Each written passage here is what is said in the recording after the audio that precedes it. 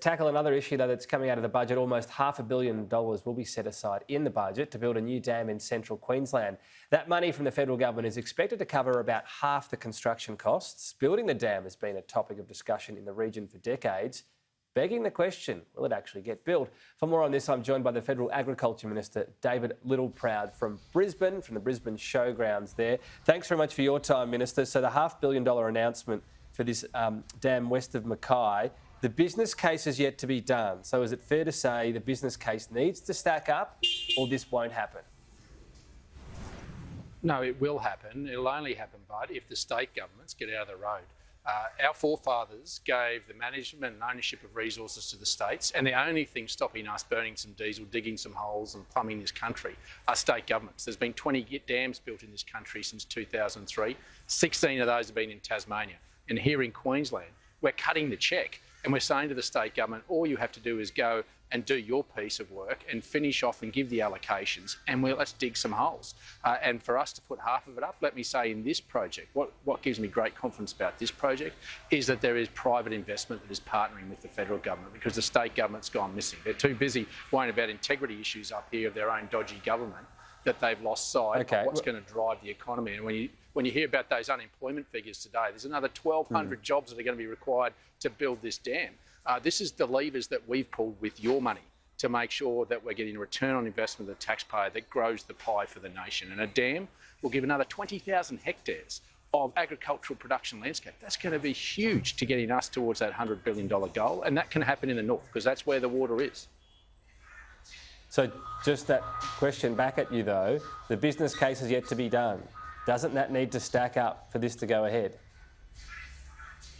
Look, Tom, I've seen report after report on this in terms of business cases and in terms of those that want to buy the water. And what the business case is that will someone buy the water? And that means the user, that means the farmer. And there is already strong acceptance of the fact that they want to buy those water allocations. The big issue is getting the state government to put out those allocations so that the acceptance of those water allocations can be taken up. This is where bureaucracy's gone mad. This is where people are jack of the talk. They want action, and they want us to start burning some diesel and digging some holes and plumbing this country. Because look, let me just say, this isn't just about agriculture. By 2030, there'll be a 37% reduction in storage capacity per person per megalitre of water, which means even in capital cities, because the population's going up, state governments haven't bothered to dig holes to store water to feed them and water them. And unfortunately, what's going to happen is that your ability to turn a tap on the eastern coast of Australia is going to be impinged because states have not had the courage and conviction to This dam isn't going to be about drinking water for Brisbane. So let me just clarify what you're talking about, because the federal government has put money towards an ongoing business case. So that bureaucracy you're talking about is federal government money. Are you saying it doesn't matter what this business case says, it's going ahead anyway? No, the business case will go ahead. But what I'm saying is, Tom, there is already strong demand to take up these water allocations. But it's not just demand. A business case is around how many dollars you put in, what's the benefit you get out of it. That's a business case. It's not just if anyone will buy the water. Yeah, but it also is investment certainty, Tom. And this is what we are giving is investment certainty, so that those farmers can now, if the state government would put this forward, will be able to demonstrate with the purchase of those water allocations. That's how it happens. The state owns the resource, so they make allocations. And those allocations then feed into making sure that the demand is taken up. This is really a level of bureaucracy that holds us back every time. I mean, report after report, and one in which they sat on in their top drawer for many years, demonstrated that Urannah stacked up and in fact should have already been built. So this is just another layer of bureaucracy that the state but your federal government is putting in and this is not just holding back Urannah, Tom. This is holding back the entire nation. And this is the problem, Tom, is it's holding back the whole nation when you've got state governments that don't have the courage and conviction to get on board. And even when we're cutting the cheque, and saying, let's get on with it. I mean, the time for talk is over, and the time for bureaucracy is to get out of the road. Well, the bureaucracy, though, is partly your federal government helping fund a business case. For the person working on that right now, maybe they're watching. Is there any point to their work, or are you just going to say it's a good idea regardless? Well, this is what we have to do to tick a box for bureaucrats in Queensland. That's a simple procedural matter that we have to go through. Well, in our mind, it is, because we have seen previously report after report that shows the demand, and that's what the business case is about showing that there is demand to buy those water allocations. And there is demand. We have seen countless reports. And this is the time that those reports that are done a couple of years ago then come out of, are too old in the minds of bureaucrats, and we have to do it all over again. And this is where the frustration of the community. All right. And the Labor Party sit there and want to condemn us for not building dams. Well, the states need to get on with it. Is the money your federal government is spending on this business case a waste of money then?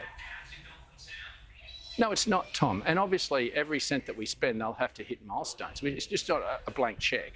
And obviously, we'll partner with those private enterprise that actually wants to build this. They'll use their money first, and then we top it up with ours. So that's why you make sure there is investment certainty. That's about just using this thing called common sense, Tom. This is about making sure that our partners who have the courage and conviction to come forward and build this, start their process, and then we'll tap our money in as it continues to go forward. But it gives investment confidence, and that's what this investment today is. I know you've been looking at some of the flood-affected regions in Australia and previously Emergency Services Minister. Are you a bit bemused by the fact that up in northern New South Wales, some parts that are flood-affected have gotten these extra payments, $3,000, and others around Ballina, Byron and the Tweed are only getting $1,000? Does that make any sense to you? Oh, Tom, look, I've actually been in Ballina and been in Lismore this week, and let me say, I, as Emergency Service Minister, saw a lot of destruction from natural disasters. But let me say that Lismore is a modern-day Cyclone Tracy. It is to a scale well beyond anything we've seen since Cyclone Tracy.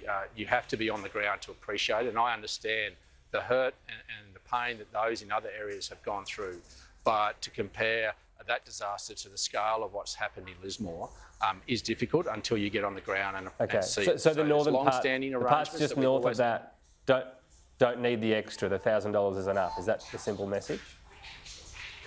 No, there's more assessments being made, Tom, as we speak, but you need to make sure that you put it in the context of the scale of destruction of what's happened in Lismore to other parts. They are all devastating, but the sheer scale and magnitude of what happened in Lismore is something I don't think any Australian can appreciate until they've actually been there. I saw the bushfires firsthand, and it shocked me, but what I saw in Lismore on Monday was just shattering. And those people are going through a different level of pain than any Australian has probably endured for some time. Got to leave it there, Minister. Appreciate your time today. Thanks, mate.